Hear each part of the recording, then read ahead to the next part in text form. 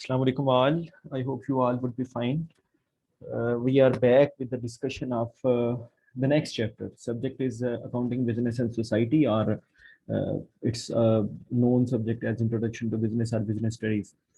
So we are discussing business functions, and today we are going to discuss the management function.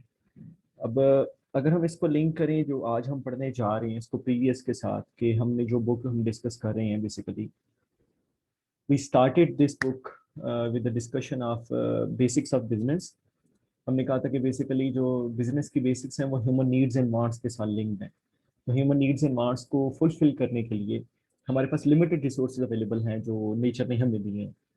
तो those limited resources actually require a very good utilisation, जिसकी base पे हम उन resources को इस तरह इस्तेमाल करें कि हम मैक्सिमम आउटपुट लें और अच्छी आउटपुट लें and those output reach to the customers जो एक्चुअली उसकी नीड एंड वांट में हैं। तो वो ऑर्गेनाइजेशंस जो बेसिकली रिसोर्सेज को यूटिलाइज करेंगी, रिसोर्सेज को यूटिलाइज करके गुड्स एंड सर्विसेज प्रोड्यूस करेंगी ताकि human needs and wants fulfil हो जाएं, उनको हम कहेंगे बिजनेस ऑर्गेनाइजेशंस। तो this is the simplest definition of business और बिजनेस एक्टिविटी। अब इसका मतलब ये हो कि बिजनेस का मकसद इकोनॉमिक एक्टिविटीज है, non economic activities are not part of business. अब बिजनेस जो है वो जो अपनी नीड्स एंड वांट्स कस्टमर्स को आइडेंटिफाई कर रहा है बेसिकली कहाँ से कर रहा है, that is from external environment. लेकिन एक्सटर्नल इन्वायरमेंट की नीड्स एंड वांट्स को फुलफिल करने के लिए उसके पास कैपेबिलिटीज तो होनी चाहिए ना कि वो गुड्स एंड सर्विसेज बना सके, रिसोर्सेज को अच्छा यूटिलाइज कर सके। तब वो गुड्स एंड सर्विसेज बनाने की जो कैपेबिलिटी है वो हमारा इंटरनल इन्वायरमेंट है। तो चैप्टर 2 था हमारा इन्वायरमेंट्स के ऊपर, जो एक्सटर्नल और इंटरनल इन्वायरमेंट का कम्बिनेशन की बात करता था। स्वॉट आपने पढ़ा था उसमें, strengths, weaknesses, opportunities and threats. अब एक्सटर्नल इन्वायरमेंट में जब हमारे पास नीड्स एंड वांट्स होती हैं यानी और वो अनमेट हो, कोई उसको फुलफिल करना ना कर रहा हो, तो वो चीजें हमें अट्रैक्ट करती हैं जिसकी बेस में हम बिजनेस आइडिया बनाते हैं। तो वो लोग जो बिजनेस आइडिया बनाते हैं वो एंटरप्रेन्योर्स कहलाते हैं, या इसको हम fourth factor of production enterprising भी कहते हैं। तो ये जो एंटरप्रेन्योर्स होते हैं वो एक्सटर्नल इन्वायरमेंट से आइडेंटिफाई करते हैं नीड्स एंड वांट्स जो अनमेट हो, जिसे हम अपॉर्चुनिटी का वर्ड यूज करते हैं जिसके लिए। तो अब ये लिंक्ड है, पहले तीनों चैप्टर जो आपस में लिंक्ड हैं। जब एंटरप्रेन्योर बिजनेस स्टार्ट करता है तो उसके पास स्कोप ऑफ बिजनेस है कि वो किस लेवल का स्टार्ट करना चाहता है। वेरियस इसमें डिवीजन्स थी स्कोप की मुख्तलिफ बेसिस के ऊपर। हम क्योंकि प्राइवेट ओनरशिप की बात कर रहे हैं तो हमने इन्वायरमेंट के अंदर भी डिस्कस किया था चैप्टर 2 में कि बेसिकली जो इन्वायरमेंट है उसमें जो इकोनॉमिक स्ट्रक्चर है आपका वो भी एक इन्वायरमेंटल फैक्टर है। तो अब जिस तरह सोशलिज्म है, कम्युनिज्म है, कैपिटलिज्म है, मिक्स इकोनॉमी का कॉन्सेप्ट है। अब कुछ इनमें से जो इकोनॉमिक स्ट्रक्चर्स हैं उनके अंदर जो है वो एंटरप्रेन्योर्स जो है वो बिजनेस स्टार्ट कर सकते हैं जिनमें खास तौर पे प्राइवेट ओनरशिप अलाउ है। अब जिस तरह सोशलिज्म है या कम्युनिज्म है, कम्युनिज्म चाइना में ज्यादा एग्जिस्ट करता है। सोशलिज्म की बर्थ जो है वो लेनिन से थी, वो बेसिकली रशिया यूएसएसआर से अज्यूम होता था, ये ईस्टर्न यूरोपियन कंट्री से अज्यूम होता था। लेकिन ट्रू सोशलिज्म और कम्युनिज्म भी अब एग्जिस्ट नहीं करते क्योंकि वहां भी प्राइवेट ओनरशिप आ चुकी है। तो अब जो सोशलिज्म थी उसमें स्टेट ओनरशिप होती थी, तो जाहिर बात है कोई भी अपॉर्चुनिटी आइडेंटिफाई नहीं कर सकता प्राइवेट सेक्टर के अंदर, तो एंटरप्रेन्योर्स नहीं बन सकते।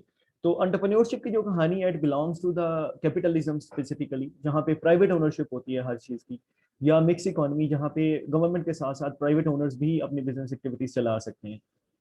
तो अब हमारा फोकस स्कोप ऑफ बिजनेस में से प्राइवेट ओनरशिप पे था, जिन्हें हम प्राइवेट सेक्टर ऑर्गेनाइजेशंस कहते हैं, जिनमें जो ओनरशिप होती है वो पब्लिक के पास होती है, आवाम के पास होती है। और वो उसकी वेरियस फॉर्म्स हैं। आप सोल प्रोप्राइटर हो सकते हैं, आप पार्टनर हो सकते हैं, आप जो है कंपनी बना सकते हैं, कोऑपरेटिव सोसाइटी बना सकते हैं। तो ये सारी चीजें हमने डिस्कस की थी 6, 7, 8 और 9 चैप्टर के अंदर। 10 चैप्टर और 11 चैप्टर जो थी वो भी कंपनी से रिलेटेड था। फिर 12 में हमने कोऑपरेटिव सोसाइटीज डिस्कस किया था। अब इसके अलावा एक और ऑप्शन भी होता है बिजनेस के पास कि वो समटाइम सोल प्रोप्राइटर है या पार्टनरशिप है या कंपनी है, वो बिजनेस कॉम्बिनेशंस में एंटर हो जाती है दूसरी फर्म्स के साथ अपने साइज को इनहेंस करने के लिए, रिसोर्सेज की बेटर यूटिलाइजेशन के लिए, कस्टमर से फायदा लेने के लिए। तो वो वेरियस बिजनेस कॉम्बिनेशन बनाती है। तो इसमें हमने काइंड्स ऑफ बिजनेस कॉम्बिनेशन भी पढ़े थे और हमने फॉर्म्स ऑफ बिजनेस कॉम्बिनेशन भी पढ़े थे। ये दो सेपरेट डोमेन्स हैं but they can be interlinked as well. तो ये हमने पढ़ा था। फिर हमने पढ़ा था, ये तो एक बिजनेस की ओवरऑल पिक्चर हो गई ना, बिजनेस के अंदर क्या होता है। ये बिजनेस ऑर्गेनाइजेशन हमने चाहे सोल पार्टनरशिप बनाई है, चाहे पार्टनरशिप बनाई है, चाहे कंपनी बनाई है, चाहे कोऑपरेटिव सोसाइटी बनाई है, चाहे कम्बिनेशन बनाए है, चाहे कम्बिनेशन में क्लास चल रही है।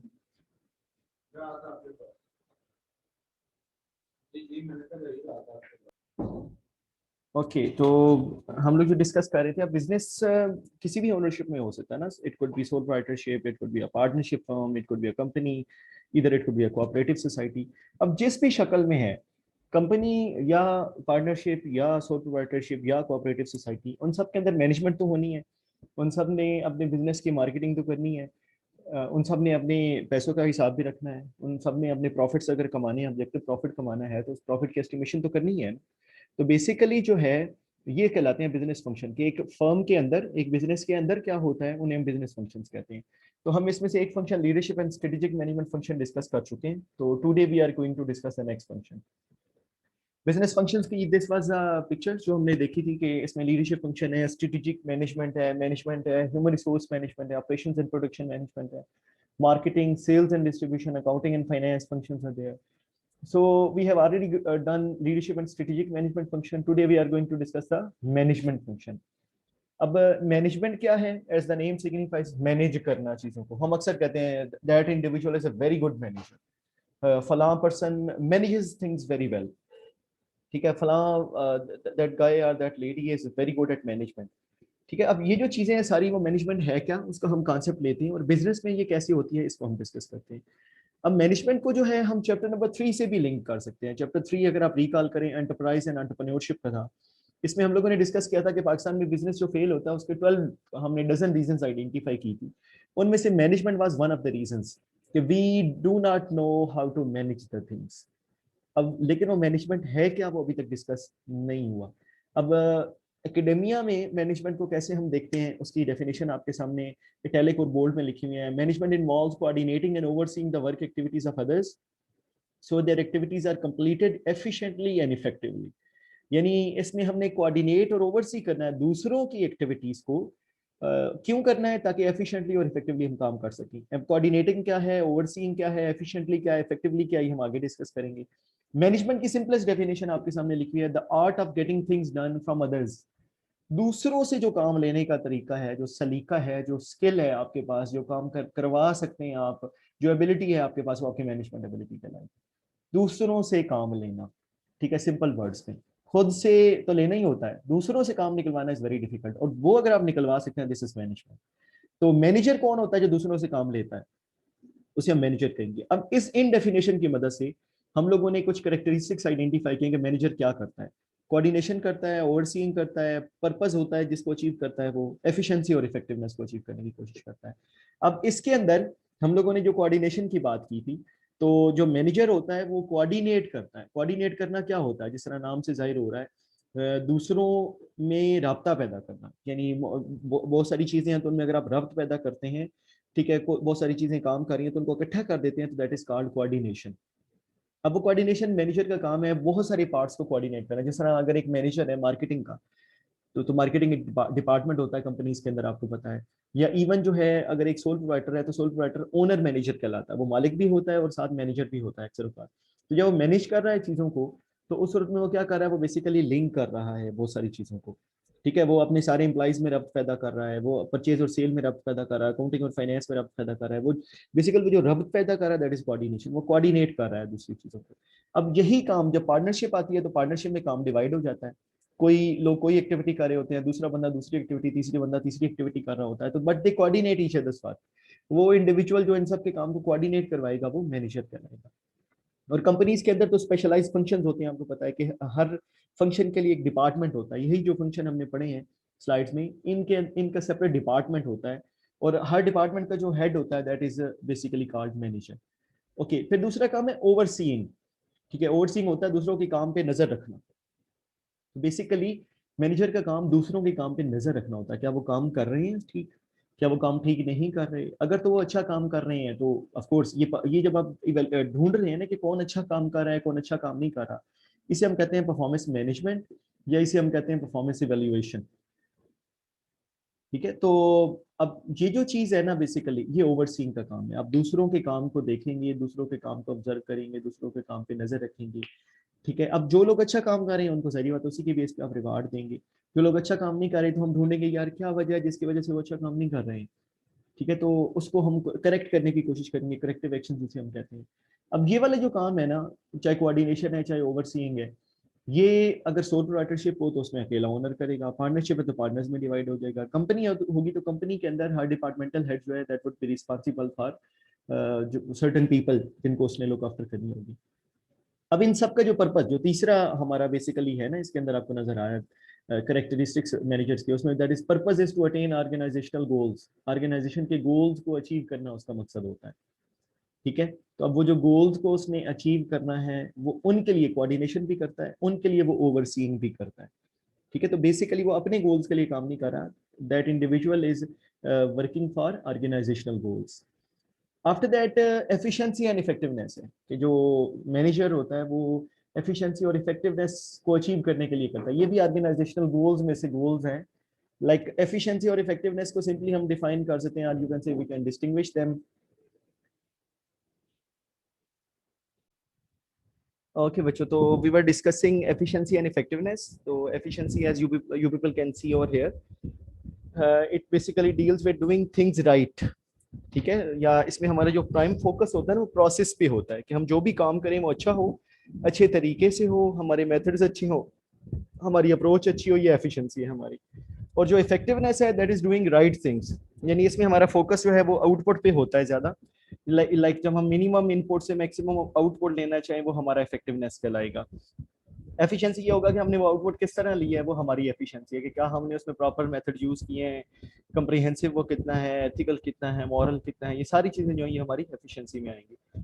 तो सिंपलेस्ट डिफरेंस ये है कि एफिशिएंसी जो है वो ओवरऑल प्रोसेस को देखती है एंड डूइंग थिंग्स राइट को देखती है, और इफेक्टिवनेस जो है वो डूइंग राइट थिंग्स को देखता है। अच्छा, ये तो काम है जो एक बेसिकली मैनेजर ने परफॉर्म करने होते हैं या उसके करेक्टरिस्टिक्स हैं एक मैनेजर के। यही मैनेजमेंट के करेक्टरिस्टिक्स भी हो सकते हैं। Now you what you people have to do, आपकी बुक में ये गिवन है, मिस्टर साजिद की एक एग्जांपल है कि वो बेसिकली इलेक्ट्रिशियन है, छोटा सा बिजनेस भी रन कर रहा है। अब आपने उसको इवेल्युएट करना है फॉर दैट मैनेजमेंट जो हमने अभी तक पढ़ी है कि क्या उसके अंदर एफिशिएंसी और इफेक्टिवनेस कवर हो रही है, क्या वो जो है चीज़ों को जो है विद्युत तरीके से कर रहा है। ठीक है, और उसके इस केस को सॉल्व करने की कोशिश करनी है। अगर आप इसको सॉल्व कर सकते हैं it means you have good understanding of the subject so far जो हमने पढ़ा है मैनेजमेंट का। After that we have the topic of levels of management. तो ये लेवल्स हैं मैनेजमेंट के, you people can see it's a pyramid, और जिसके टॉप हमेशा जो है वो छोटा होता है और बॉटम जो है हमेशा बड़ी होती है। तो ये जो साइज है ना या इवन जो शेप है ये कुछ मीनिंग्स रखती है। यानी एक ऑर्गेनाइजेशन में सबसे कम जो लोग होंगे वो टॉप लेवल मैनेजमेंट में होंगे, फिर सबसे ज्यादा जो लोग होंगे वो लोअर लेवल मैनेजमेंट में या नॉन मैनेजरियल एम्प्लॉइज कहलाएंगे। अच्छा, अब जो बेसिकली लेवल्स हैं, टॉप लेवल मैनेजमेंट जो है ये टॉप लेवल के काम करती है, बड़े लेवल के, जिस तरह स्ट्रेटेजिक लेवल के जो काम है। आपको याद हो हमने स्ट्रेटेजी को पढ़ा था लास्ट क्लास के अंदर या लास्ट सेशन के अंदर, उसमें हमने लीडरशिप और स्ट्रेटेजिक मैनेजमेंट को देखा था। तो अब लीडरशिप और स्ट्रेटेजिक मैनेजमेंट जो है उसमें हमने कहा था कि leader is one who basically sets the vision for the company. फिर हमने स्ट्रेटेजिक मैनेजमेंट प्रोसेस देखा था कि विजन होता है, उसके बाद मिशन होता है, उसके बाद गोल्स और ऑब्जेक्टिव्स होते हैं। अब बेसिकली जो टॉप लेवल मैनेजमेंट है इसका काम जो है वो अक्सर होगा विजन देना या मिशन देना या बड़े बड़े गोल सेट करना जो ऑर्गेनाइजेशनल लेवल के हैं। जो मिडिल लेवल मैनेजमेंट है इसका काम होता है जो ऑर्गेनाइजेशन ने गोल दिए हैं उन गोल्स को नीचे प्रोवाइड करना, यानी लोअर लेवल मैनेजमेंट को। तो इसका मतलब ये हुआ middle level management top level management और लोअर लेवल मैनेजमेंट को ब्रिज कर रही है। टॉप लेवल मैनेजमेंट सारी गाइडलाइंस मिडिल लेवल को देती है, मिडिल लाइन को ट्रांसफर करते हैं लोअर लेवल मैनेजमेंट को। टॉप लेवल मैनेजमेंट वाले गोल्स बताएंगे मिडिल को, और मिडिल लेवल वाले जो है वो लोअर लेवल पे शिफ्ट करेंगे। इस तरह जो लोअर लेवल मैनेजमेंट है ये ब्रिज करती है मिडिल लेवल मैनेजमेंट को नॉन मैनेजरियल एम्प्लॉइज को। ठीक है, यानी जो वो लोग हैं जो मैनेजरियल नहीं है। जिस तरह जो मैन्युफैक्चरिंग प्लांट्स होते हैं ना बच्चों, वहां पे एक टर्म यूज की जाती है असेंबली लाइन या शॉप फ्लोर। ठीक है, शॉप फ्लोर या असेंबली लाइन, ये वो जगह है जहाँ पे चीजें प्रोड्यूस की जाती हैं, असेंबल की जाती है। तो जो लोग करते हैं वो नॉन मैनेजरियल होते हैं, जो मजदूर काम कर रहे हैं। जिस तरह घर बन रहा है तो घर में जो मजदूर काम कर रहे हैं वो नॉन मैनेजरियल है, उनके ऊपर जो उनको बता रहा है ऐसे बनाना है ऐसे करना है वो सुपरवाइजर है।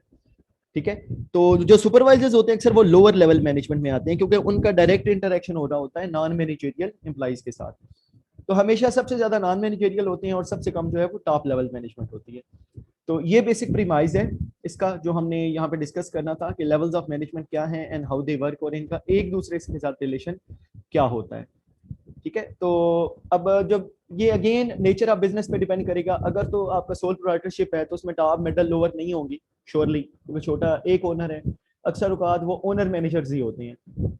फिर अगर आपका पार्टनरशिप है तो पार्टनरशिप में हो सकता है कुछ वेल डिफाइंड स्ट्रक्चर हो आपका जिसमें लेवल्स ऑफ मैनेजमेंट डिसाइडेड हो, लेकिन कंपनीज में तो categorically these are basically build, इस तरह का बाकायदा स्ट्रक्चर होता है। और जितनी बड़ा कंपनी का साइज होता जाता है ये स्ट्रक्चर उतना बड़ा, उतना इनहेंस्ड होता जाता है, उसका साइज जो है उतना ज्यादा हो जाता है।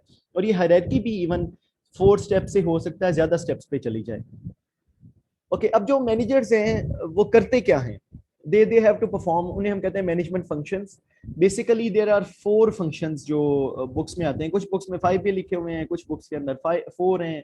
ठीक है, तो ये जो 4 हैं ये स्टीफन पी रॉबिन्स की बुक है और कोटलर की बुक है, वहां से हमने बारो की है। तो those 4 are planning, organising, leading and controlling. And remember that बच्चों, it's a sequence, it's a sequential process कि सबसे पहले प्लानिंग होती है। अब प्लानिंग में आपको नजर आ रहा है गोल सेट करना और strategies banana is called planning. अगर आप रिकॉल करें स्ट्रेटेजिक मैनेजमेंट वाले चैप्टर को जो इससे प्रीवियस चैप्टर था, उसमें हमने डिस्कस किया था कि लीडर विजन देता है, उस विजन को अचीव करने के लिए स्ट्रेटेजिक मैनेजमेंट प्रोसेस बनाया जाता है जो मैनेजर्स बनाते हैं अक्सर औकात। यानी लीडर गोल, अगर आपको स्ट्रेटेजिक मैनेजमेंट प्रोसेस याद हो तो लीडर जो है उसका काम है बेसिकली विजन देना और उसका काम है मिशन बनाना अक्सर औकात। ठीक है, तो विजन और मिशन जब वो बना रहा है तो उसको अचीव करने के लिए हम लोग मजीद जो है वो गोल्स और ऑब्जेक्टिव्स बनाते हैं। ये पूरा एक प्रोसेस था जिसको हमने एक हायरार्किकल शेप में देखा था, मैं उसको यहाँ पे लेके आता हूँ। ठीक है, और ताकि हम लोग उसको देख सकें, I am going to paste it over here.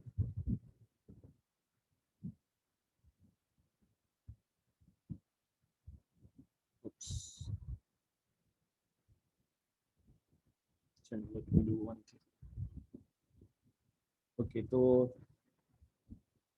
it's placed over here, you people can see from this slide कि लीडर का काम स्ट्रेटेजिक मैनेजमेंट प्रोसेस है। ये लीडर का काम है विजन और मिशन देना। अब विजन और मिशन को अचीव करने के लिए क्या बनाया जाता है, गोल्स बनाए जाते हैं। ये जो काम है ये है लीडर के।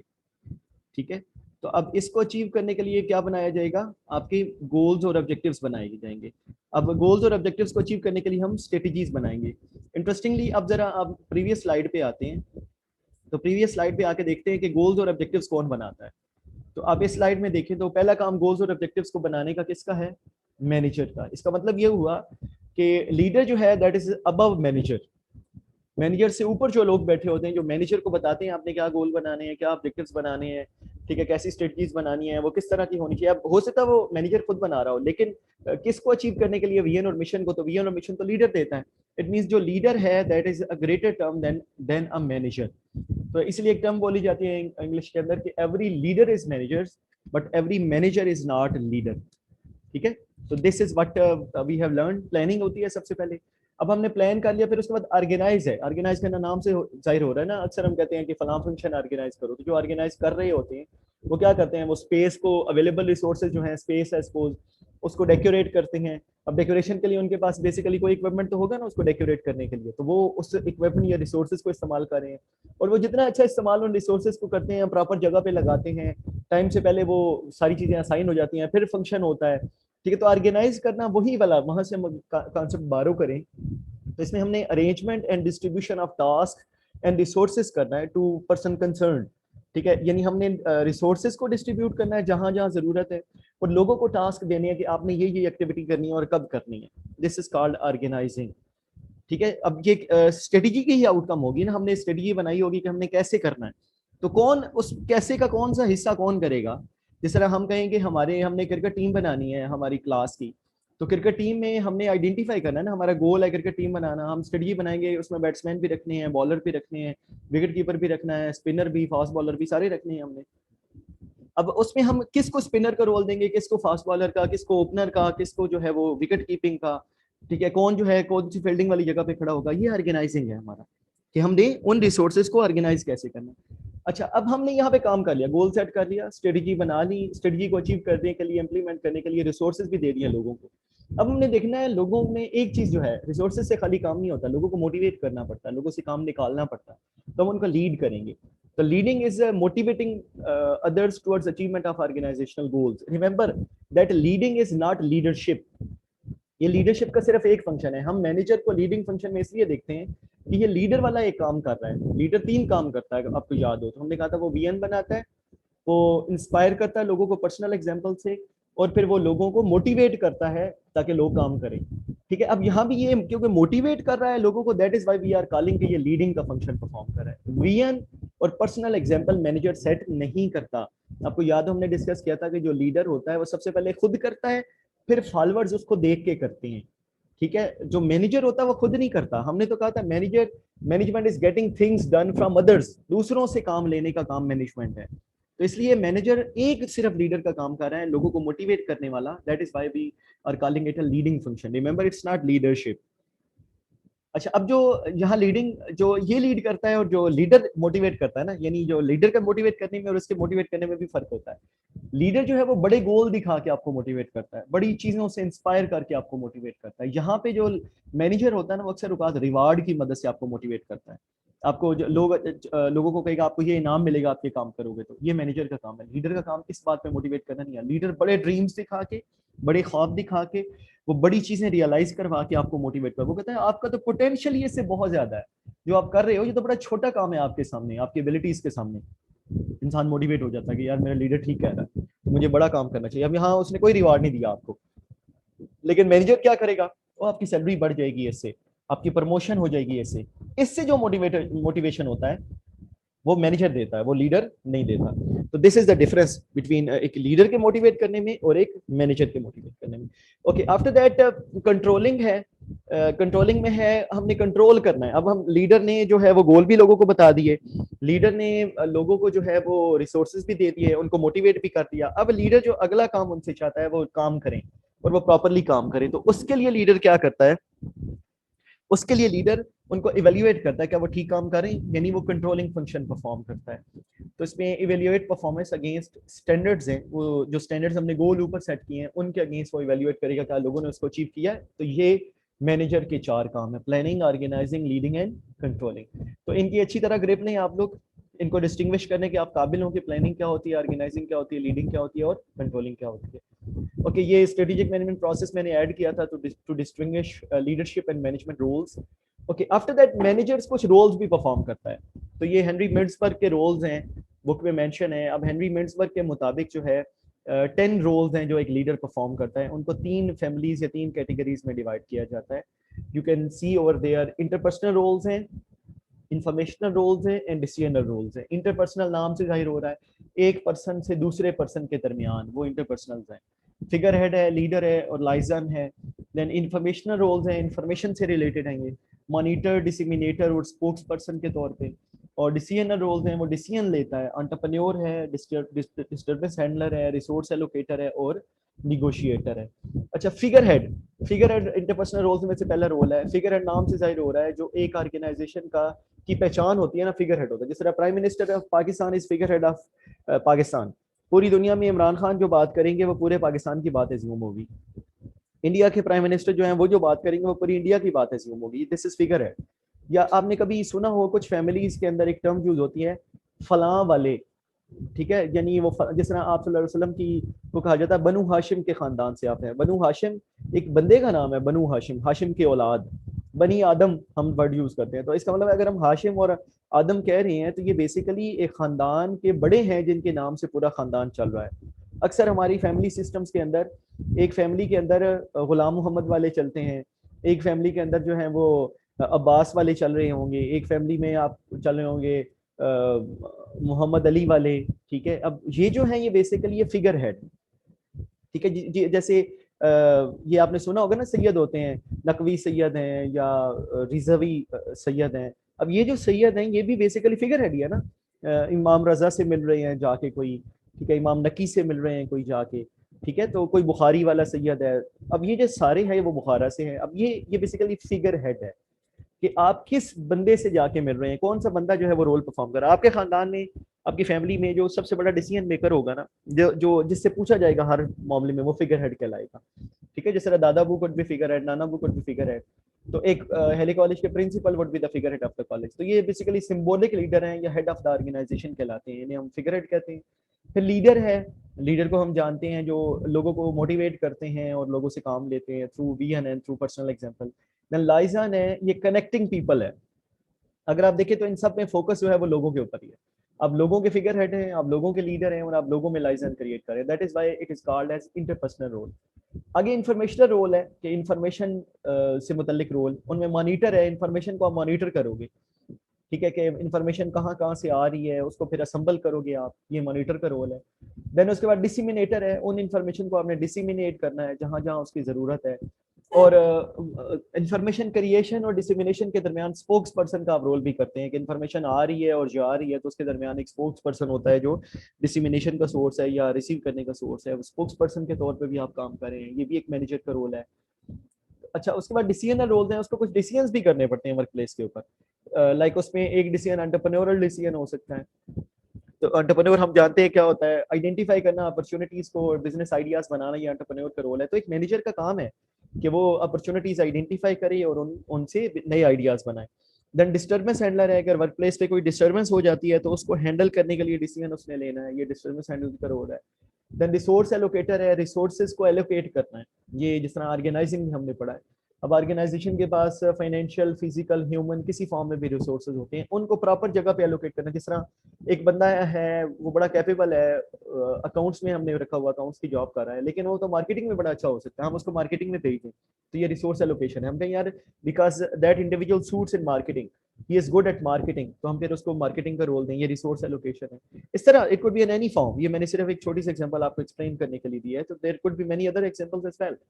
देन निगोशिएटर है कि बीइंग अ निगोशिएटर भी हो सकता है, ये भी एक डिसीजनल रोल है कि आपने निगोशिएशंस करनी है, जिस तरह एम्प्लॉय यूनियन के साथ हो सकती है, गवर्नमेंट के साथ, सप्लायर्स के साथ, डिस्ट्रीब्यूटर्स के साथ, ये यहाँ भी आपने फैसले करने होंगे in the favour of organization, तो ये निगोशिएटर का रोल है। ठीक है, तो ये कुछ रोल्स हैं जो एक मैनेजर परफॉर्म करेगा। उसके बाद जो नेक्स्ट चीज है जो मैनेजर्स करते हैं वो मैनेजर के स्किल्स हैं, व्हाट मैनेजर्स हैव।